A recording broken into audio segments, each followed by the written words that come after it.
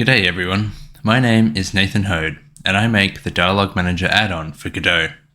It's been a while since the last update video, so I figured it was time for another one. Here's what's new. I've simplified a few things about how the example balloon works internally, which should make it easier to use it as a base for building your own balloon.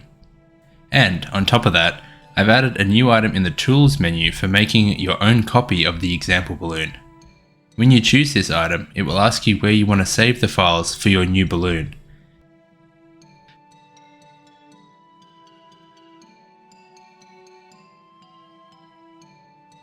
From there, you can start tailoring it to suit your game.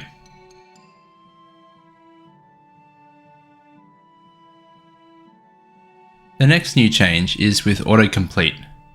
Now you can autocomplete character names.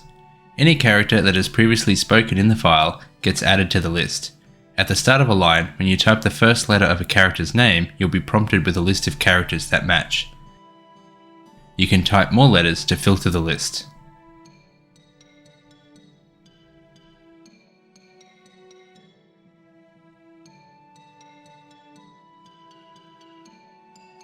These next two changes come courtesy of Chevafia. I hope I'm saying that right. You can now optionally start new dialogue files with a blank slate.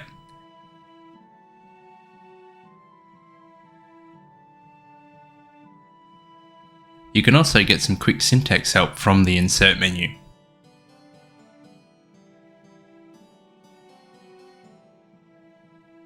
Thanks, Chevafia.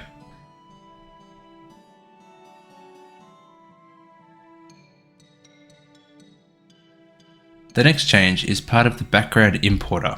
The compiler now generates an actual DialogueResource file, so you can now use the DialogueResource custom resource type.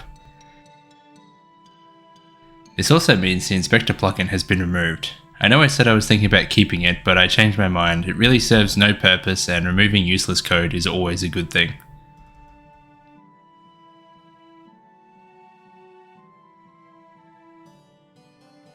Another new feature is the ability to define your own custom test scene. The test scene is what gets run when you click this button.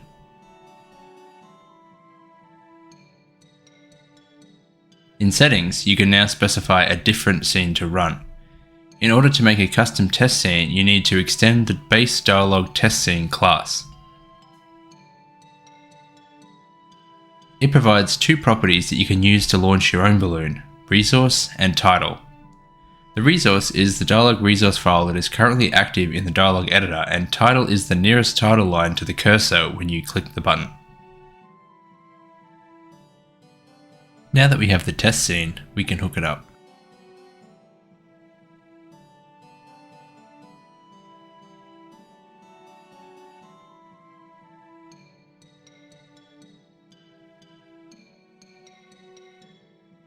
And lastly, I've added the DialogueLine type to replace the dictionaries that used to get returned from getNextDialogueLine.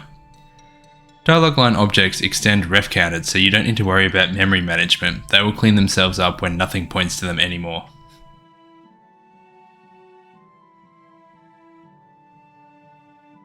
The add-on can now update itself without you having to leave the editor at all.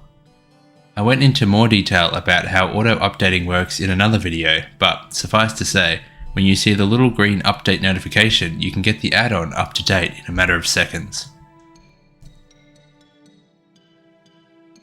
There's been a few other internal changes, but I won't bother mentioning them here because they don't really affect how you use the add-on in your game. And that's all from me for now. As always, if you have a question, then post a comment below or hit me up on Discord. I'll see you there, or I'll see you here again soon. Bye.